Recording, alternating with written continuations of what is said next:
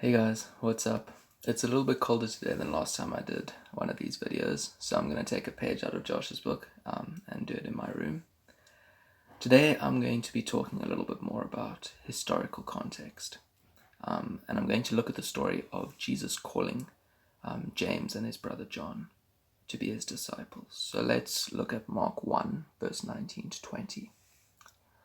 Going on a little further, he saw James the son of Zebedee and his brother John in a boat putting their nets in order. Immediately he called them, and they left their father Zebedee in the boat with the hired men and followed him. So the he here is Jesus, which you can see if you look up a couple verses. The story is also in Matthew 4 verse 21 to 22 and Luke 5 verse 9 to 11. So if you want to go and read those, it can help you draw parallels between the different accounts of what happened. So I'm going to be looking at what it actually meant for James and John to leave their father. And I'm going to look at it under three main headings: socially, economically, and culturally.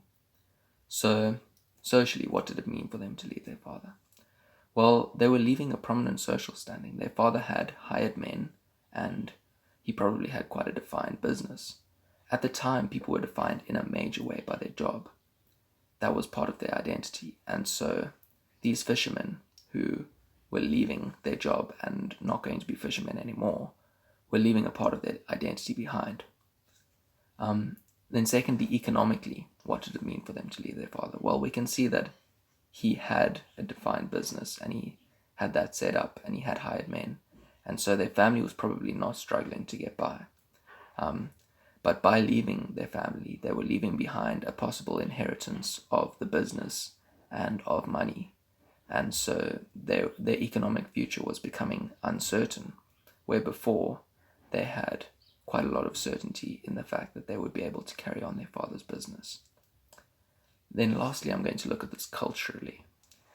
It was often the case at this time that sons followed their father into their business. So we can see here that they're actually almost apprenticing to their father, and they're probably going to take over his business when he retires or dies. And so they're leaving behind this opportunity to take over his business. And not only is this an economic blow to them, but at the time, from an observer's perspective, this could have looked like a betrayal to their father and disrespecting him. And so this could even have put their relationship with their father at risk. And so there was a lot more at stake than we first see. At first, it just looks like these were some fishermen who grew bored of fishing and decided that they were going to go on an adventure and follow Jesus. But there was a lot more to it than that. So why did they give all of this up? What brought them to do this? Well, they knew that Jesus was someone special. They'd seen what he could do, and they'd heard that he taught with authority. And Jesus was calling them. He was giving them an opportunity to become fishers of men, to do more than what they had been doing and to impact people. And I think we can actually learn something from this. We know who Jesus is, and we have the same call that these fishermen had who became disciples. We are actually being called to reach out to people, to become fishers of men, to evangelize to people, to bring them the good news. And so I want to encourage you to do that. Reach out to people. That's the best thing that you can do for them.